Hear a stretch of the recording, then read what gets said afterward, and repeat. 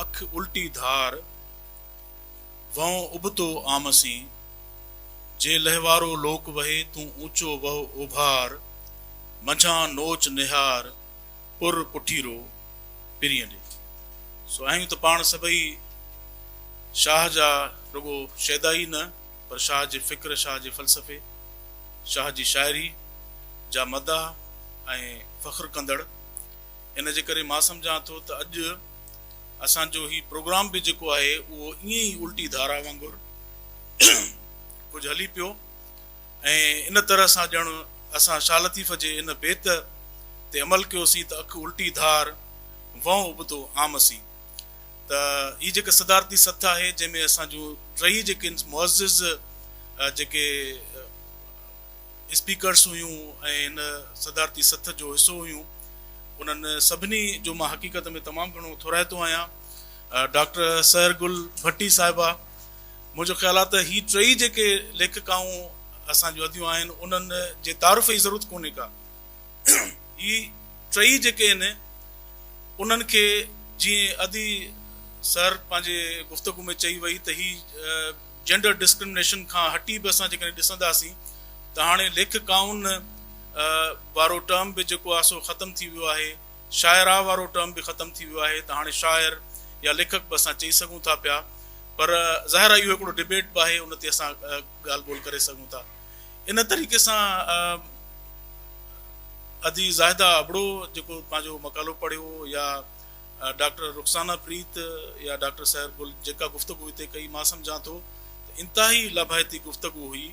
ऐं असांजे अॼु जेको ही ॾींहुं आहे जेको ख़ासि मादरी ॿोलियुनि जो आलमी ॾींहुं आहे ऐं सॼी दुनिया में ही ॾींहुं मादरी ॿोलियुनि जे आलमी ॾींहं तौरु मल्हायो वञे थो, उनखे सिंधी लैंग्वेज अथॉरिटी हर साल भरपूर नमूने मल्हाईंदी आहे। ऐं अव्हांखे यादि हूंदो त असां 2022 में त हिन ॾींहं खे रुगो हिन हाल ताईं महदूद न रखियो हुयो, पर हिन ॾींहं ते असां कराचीअ में हिकिड़ी इंटरनेशनल कॉन्फ्रेंस बि कई, बैन अल-अक़वामी कॉन्फ्रेंस कई हुई। ऐं उहा 2022 खां शुरू कयल जेके बैन अल-अक़वामी कॉन्फ्रेंसिस जो सिलसिलो आहे उहो असांजो मुसलसिल जारी आहे। ऐं इन सिलसिले जूं 2 कॉन्फ्रेंसूं थियूं आहिनि, यानी ऐं उन सिलसिले जी 3 जेका कॉन्फ्रेंस आहे उहा हाणे मई महीने में वरी थियण वारी आहे। ऐं ॿुधाईंदो हलां हिते जीअं टिनी असांजे मुअज़्ज़िज़ जेके महिमान आहिनि उन्हनि इहा ॻाल्हि कई त अॼोके ॾींहं जे मल्हाइण पुठियां हिकिड़ो पस मंज़र आहे ऐं जिदोजहद आहे ऐं उन जे पुठियां हिकिड़ी कुर्बानियूं आहिनि। ऐं यूनेस्को जॾहिं 2000 में हिन ॾींहं खे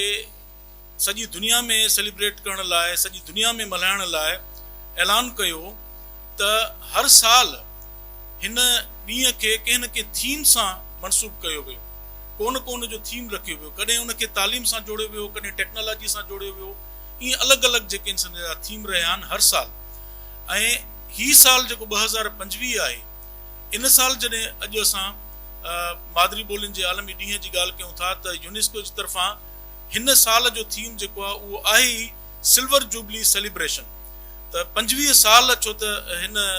ॾींहं खे मल्हाईंदे थी चुका आहिनि, इन जे करे हिन ॾींहं खे हाणे जेको हिकिड़ो थीम ॾिनो वियो आहे उहो इहो आहे त ही सिल्वर जुबली जेको आहे सो सेलिब्रेशन हिन में थी रही आहे। मादरी ॿोलियूं जीअं सभिनी चयो त माउ जूं ॿोलियूं असां सभु जेके आहिनि, भले मर्द हुजनि या औरतूं हुजनि, न्याणियूं हुजनि या छोकिरा हुजनि, सभई माउरुनि जो औलाद आहियूं, कंहिं न कंहिं माउ जा ॼणल आहियूं। ऐं माउ जेका आहे उहो एॾो हिकिड़ो हसीन दुनिया जो लफ़्ज़ आहे जो तव्हां जेकॾहिं गौर कंदव ऐं ख़ुदि जेकॾहिं असां इन AI जो सहारो वठंदासीं, चैट GPT जो सहारो वठंदासीं ऐं दुनिया जे समूरनि ॿोलियुनि में माउ जे लफ़्ज़ खे कीअं उचारियो वञे थो उहो ॾिसंदासीं त उन में उहे सभु लफ़्ज़ जेके आहिनि उहे मीम सां या एम सां शुरू थियण वारा अथव। ऐं जॾहिं ॿारु माउ जे हंज में आहे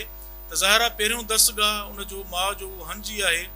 ऐं माउ जे वसीले ई उहो ॿोली सिखे थो। इन जे करे अॼु असां जॾहिं ही सेमिनार करे रहिया आहियूं या हिन खां अॻु में असांजो जेको मुज़ाकिरो थियो त उन में ॾिठो त असां सभई जेके आहिनि से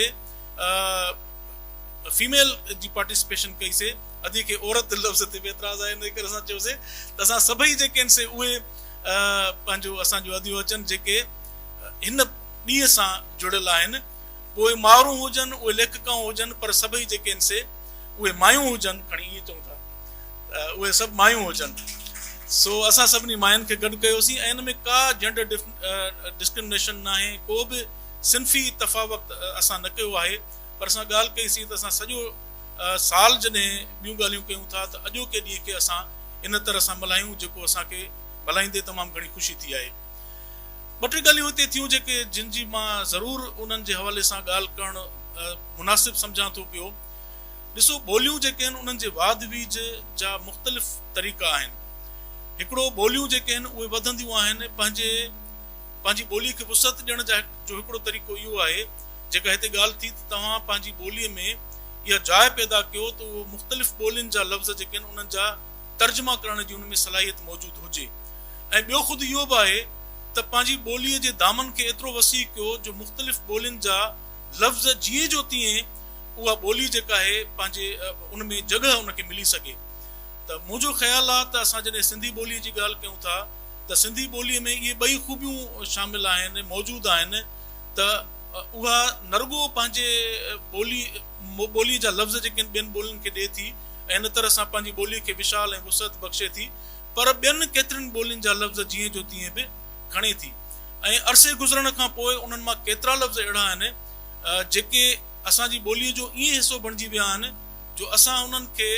जेकॾहिं पंहिंजे नए नस्ल खे ॿुधाईंदासीं त इहे असांजा लफ़्ज़ न आहिनि त शायदि हू एतबार ई न कनि। जीअं हिकिड़ो लफ़्ज़ आहे गिलास, त छा असांजो नओं नस्ल इहो एतबार करे सघंदो त गिलास जेको आहे असांजी ॿोलीअ जो लफ़्ज़ न आहे? जीअं असां वटि लफ़्ज़ आहे चमचो, त छा असांजो नओं नस्ल इहो एतबार करे सघंदो त इहो असांजी ॿोलीअ जो लफ़्ज़ न आहे? त मां सम्झां थो ॿोलियुनि जे वुसअत लाइ इहा शइ बि ज़रूरी आहे। पर इहा वज़ाहत करण जो मक़सदु इहो हरगिज़ न आहे त ॿोलीअ में जेके नवां इस्तिलाह आहिनि उन्हनि जो तर्जुमो न थियणु खपे। इहो इंतिहाई ज़रूरी आहे। ऐं मां सम्झां थो त इन सां गॾोगॾु ॿी हिकिड़ी ॻाल्हि बि तमामु ज़रूरी आहे, जिते सिंधी लैंग्वेज अथॉरिटी ताज़ो ई मुंहिंजो ख़्यालु आहे त साल खनि अॻु में हिकिड़ो अदीबनि ऐं दानिश्वरनि ऐं ॿोलीअ जे माहिरनि जो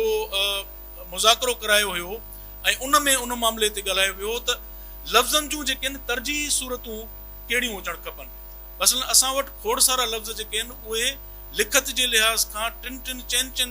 तरीक़नि सां लिखिया वञनि था पिया, त भला पहिरियां इन ते त अचूं त उनखे कंहिं हिकिड़े तरीक़े सां कीअं लिखणु खपे। इन सिलसिले में सिंधी लैंग्वेज अथॉरिटी हिकिड़ो सेमिनार करायो ऐं उन में असां उहे तरजीही सूरतूं जेके मुख़्तलिफ़ लफ़्ज़नि जूं आहिनि जेके सिंधी ॿोलीअ में इस्तेमालु थियनि था, न रुॻो उन्हनि खे असां तइ कयोसीं पर नोटिफाई कयोसीं ऐं असां पंहिंजे ख़बरनामे में उनखे शाया बि कयोसीं। त सिंधी लैंग्वेज अथॉरिटी कोशिशि करे रही आहे त ईअं ई जेको आहे इस्तिलाह साज़ी जे हवाले सां या सिंधी में जेके इस्तिलाह आहिनि उन्हनि ते बि कमु थियणु खपे। असांजा इन सिलसिले में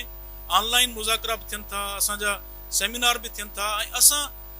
हक़ीक़त इहा आहे त खुली दिलि सां आजियां बि कयूं था ऐं असां चऊं था त असां वटि जॾहिं हाणे असां ॻणियूं था पिया त ॿोलीअ जा जेके माहिर आहिनि या सिंधी ॿोलीअ ते कमु करण वारा माण्हू आहिनि अॼु उहे तमामु जेके आहिनि से थोरा वञी बचा आहिनि। असां यकीन कयो त तव्हां जेकॾहिं इन सिलसिले में मदद कंदा ऐं इन सिलसिले में के तजवीज़ूं ॾींदा त इन्हनि इस्तिलाहनि इन्हनि लफ़्ज़नि जा मुतबादिल कहिड़ा थी सघनि था त उनखे ज़रूरु असां न रुॻो आजियां कंदासीं, पर असां अहिड़े ई हिकिड़े वर्कशॉप में खणी वञी ऐं असां उनखे कंहिं न कंहिं मरहले ताईं पहुचाए सघूं था पिया। सो मुंहिंजो ख़्यालु आहे त अॼोको ॾींहुं इंतिहाई अहम ॾींहुं आहे ऐं सॼी दुनिया जे उन आवाज़ सां असां हम आवाज़ थिया आहियूं त ही मादरी ॿोलियुनि जो जेको ॾींहुं आहे उन में असां पंहिंजी मादरी ॿोली सिंधी जी ॻाल्हि कई आहे। ऐं हिन मौक़े ते आउं तव्हांखे इहा ॻाल्हि ॿुधाइणु ज़रूरी थो सम्झां त अव्हां ॾिठो हूंदो त फेबरवरी जो महीनो शुरू थियण सां ई असां सिंधी ॿोली जे बाख़्तियार इदारे तरफ़ां हिन सॼे महीने खे सिंधी ॿोली क़ौमी ॿोली जागरता मुहिम तौरु मल्हाइण जो ऐलान कयो हुयो। ऐं इन सिलसिले में न रुॻो सिंधी ॿोली जे बाख़्तियार इदारे तरफ़ां मुख़्तलिफ़ प्रोग्राम थिया आहिनि, मुज़ाकरा थिया आहिनि, रैलियूं थियूं आहिनि ऐं सहन जी मुहिम असां सॼी सिंध में शुरू कईसीं। उन में हज़ारे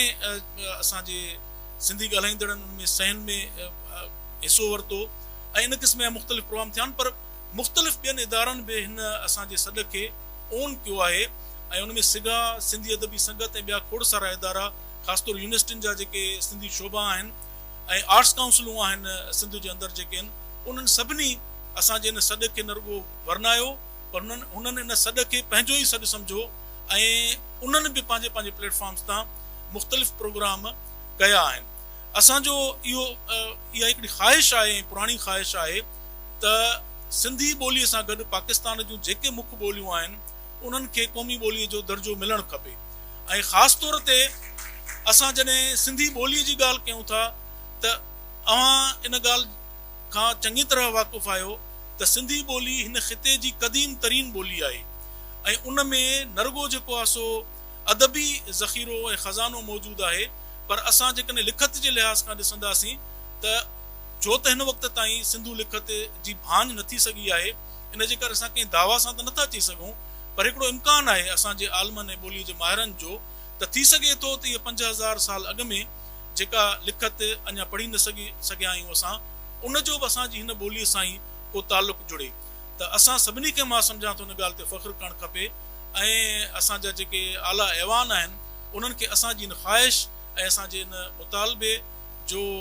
एतिराम करणु खपे जेको रुॻो असांजो मुतालबो न आहे पर मुल्क जे हर फ़र्द जो मुतालबो आहे त पाकिस्तान जे मुख्य ॿोलियुनि खे यकीनी तौर ते क़ौमी ॿोलीअ जो दर्जो मिलणु खपे। मां हिकु दफ़ो ॿीहर असांजे मुज़ाकिरे में शरीक जेके असांजो महिमान शख़्सियतूं हुयूं या अॼोके हिन सेमिनार में शरीक जेके असांजूं महिमान शख़्सियतूं आहिनि उन्हनि जो तमामु घणो थोराइतो आहियां, जेकॾहिं का कमी कोताही रहिजी वई आहे उनजी माज़रत बि कयां थो पर्सनली। ऐं जेके शरीक ख़वातीन हज़रात मौजूदु आहिनि, असांजूं अदियूं आहिनि, असांजा दोस्त आहिनि, सभिनी जी वॾी महिरबानी, मीडिया जी वॾी महिरबानी जो इन इवेंट खे प्रॉपर नमूने उन्हनि कवर कयो आहे। लख थोरा थैंक यू वेरी मच।